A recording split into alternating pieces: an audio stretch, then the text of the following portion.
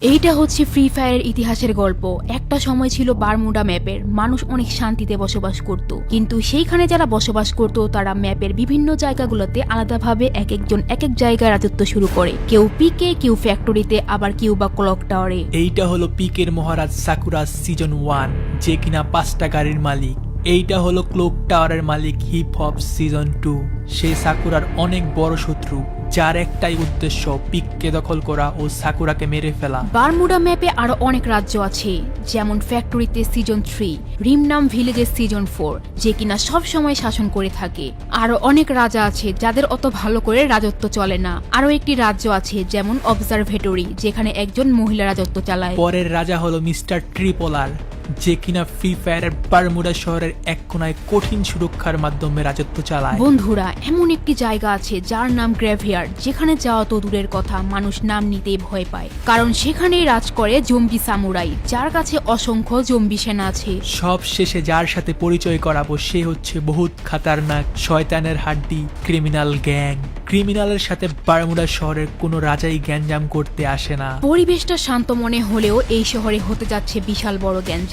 তবে এই বারমুডা শহরের কাহিনী হলো একজন রাজার, যে কিনা শুরুতে একজন সাধারণ মানুষ ছিল, যে কিনা পুরো বারমুডা ম্যাপের রাজা হবে, যার নাম কিংস অফ বারমুডা। চাচা, এখন আর কোনো কাজ নাই, আমি একটু ঘর থেকে বের হইলাম। আর চাচা, আমি একটু রাজসভায় যাইতাছি। ঠিক আছে বেটা, যাও, কিন্তু সেখানে গিয়ে রাজাকে বেশি প্রশ্ন করবা না। হ্যাঁ, আমি বুঝতে পারছি, আমি রাজারে কিছু জিগামো না, পিছে দাঁড়ায় থাকুম, তুমি কোনো টেনশনই করো না। আসলে এইখানের মানুষ বেশি ভালো না। কিরে দিবস, তোর জন্য কতক্ষণ দাঁড়ায় আছে, তোর তো কোনো আসার নামই নাই। সরি বন্ধু, আমার একটু কাজ ছিল তাই দেরি হয়ে গেছে। আচ্ছা, কি জানি কইবি আমারে বলছিলি? আরে তেমন কিছু না, মানুষ বলতেছিল এইখানে নাকি খাজানা আছে। আমি ভাবলাম তোর সাথে কথাটা শেয়ার করি, দেখি তোর কাছে জানা আছে নাকি। হ, এটা আমার জানা আছে, কিন্তু এটার জন্য আমাদের ওইখানে যেয়ে দেখতে হইব। কিন্তু মানুষ তো বলে ওইখানে কিছুই নাই। ওইটা তো ওইখানে গেলেই বোঝা যাইব। এখন চল আমার সাথে। বন্ধু, তুই আমার এইখানে কেন আনছ? এইখানে তো কেউ আসে না।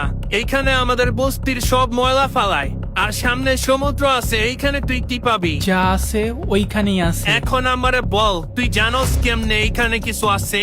জেলেরা তো এখানেও কিছু পায় নাই। আমার মনে হয় খাজানা পানির ঢেউয়ে কিনারায় চলে আসছে। আমি কালকে রাতে যখন ওইখান দিয়ে আসতেছিলাম তখন কিচেনে দেখলাম চমকাইতাছে, ওইখান থেকে আলো বের হইতাছিল। কিন্তু ওইটা যদি খাজানা না হয়? এইটা জানার একটাই উপায় আছে। আরে তুই এর জন্য পানিতে লাফ দিবি? আমি তো সাঁতার কাটতে পারি না, আমি কেমনে যাবো? আমার সন্দেহ ঠিক ছিল এইখানে খাজানা আছে। দেখ বেটা, আমার সন্দেহ ঠিক ছিল, খাজানা পেয়ে গেছি, যেটার কথা মানুষ এতদিন বলতো। কি কোস ভাই, আমরা খুঁজে পাইছি। মহারাজ, আমাদের রাজ্যের 2টা ছেলে খাজানা নিয়ে আসছে। কি কস? কে সেই যারা এই খাজানা নিয়ে আসছে? মহারাজ, এই 2জন ছেলে নিয়ে আসছে। ওদের নাম হচ্ছে সাকিব আর দিবস। জি মহারাজ, আমি আর আমার বন্ধু এই খাজানা নিয়ে আসছি। অনেক কষ্ট করে এই খাজানা সমুদ্র থেকে নিয়ে আসছি। সাব্বাস ছেলেরা, তোমরা অনেক বড় সাহসের কাজ করছো। তোমাদেরকে আমি পুরস্কার দিব। না মহারাজ, আমাদের কিছু লাগবে না, এই সব কিছু রাজ্যের অসহায় মানুষদেরকে দিয়ে দেন। কিরে দিবস, এইটা কি করলি? আমাদের কিছুই লাগবে না। বাহ দিবস, তোমার কথা অনেক ভালো লাগছে। তোমাদের ভাগ আমি এই রাজ্যের মানুষদেরকে দিয়ে দিব। রাজ্যের বাসিন্দারা, তোমাদেরকে কিছু বলার আছে নাকি রাজসভায় এখানেই শেষ করব? মহারাজের জরুরি কাজে যেতে হবে। মহারাজ, আমার কিছু কথা ছিল। রাজ্যের মানুষদের থেকে কম খাজনা নেওয়া যায় না? তাহলে রাজ্যের মানুষদের জন্য ভালো হতো, তারা শান্তিতে বসবাস করতে পারত। ঠিক আছে দিবস, আমি তোমার কথাটা ভেবে দেখব। রাজ্যবাসী, এখানেই সভা শেষ, সবাই সবার কাজে যেতে পারো। দিবস, আমার মনে হয় তুই পাগল হয়ে গেছ রে।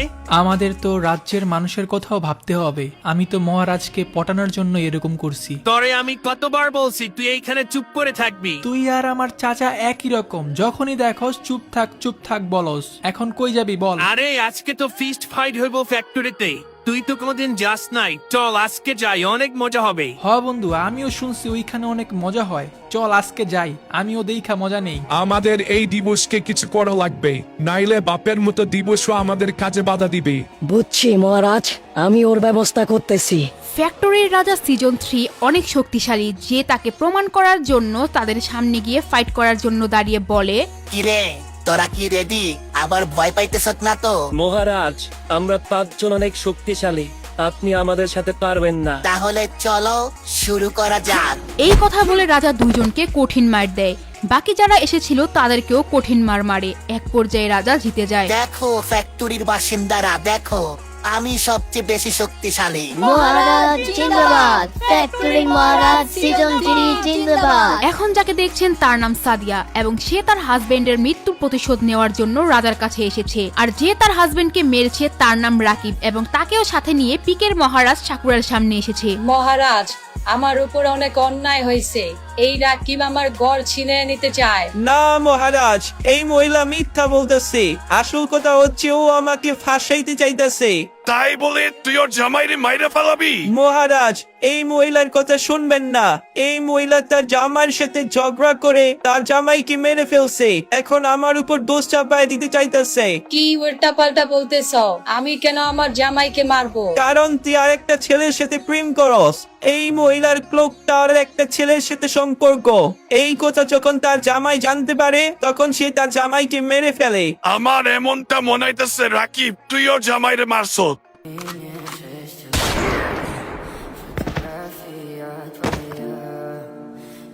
এই মেয়ে শোন, তোর যদি কোনো দরকার পড়ে তাহলে তোর জন্য আমার রাজপ্রাসাদের দরজা সব সময়ের জন্য খোলা। মহারাজ, কেউ আমাদের উপর আক্রমণ করছে আর আমাদের সৈন্যের কাছ থেকে গাড়ি নিয়ে গেছে। কি বলতেছ তুই? কার এত বড় সাহস যে আমার গাড়ি চুরি করছে? মহারাজ, এইটা আর কেউ না, তারা হচ্ছে শয়তান বদমাইশ ক্রিমিনাল গ্যাং। এই ক্রিমিনালদের এত বড় কলিজা যে আমার গাড়ি চুরি করছে?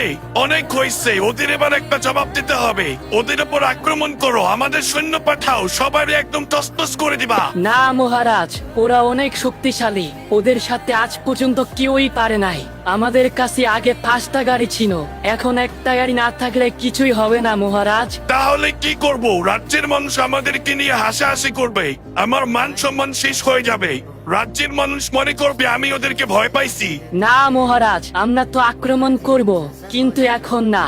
এর আগে আমরা আরো সৈন্য নিয়ে আরো শক্তিশালী হয়ে তারপর আক্রমণ করব। আচ্ছা ঠিক আছে, এখন তুই বল এটা কেমনে হইলো? আমার এত শখের গাড়ি কিভাবে চুরি হইছে? মহারাজ, আজকে আমাদের একটা গাড়ি অন্য শহর থেকে আসার কথা ছিল, তাই আমরা বিমা শক্তির উপর দিয়ে যাইতে নিছিলাম।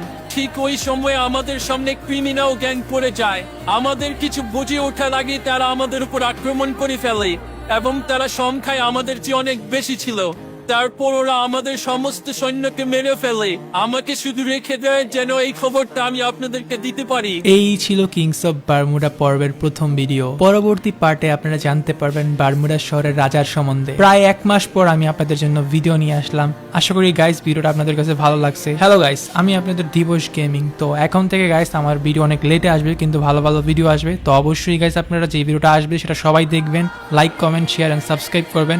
এন্ড গাইস বেশি বেশি শেয়ার করুন যেন আমি আরো এরকম ভিডিও বানাতে পারি।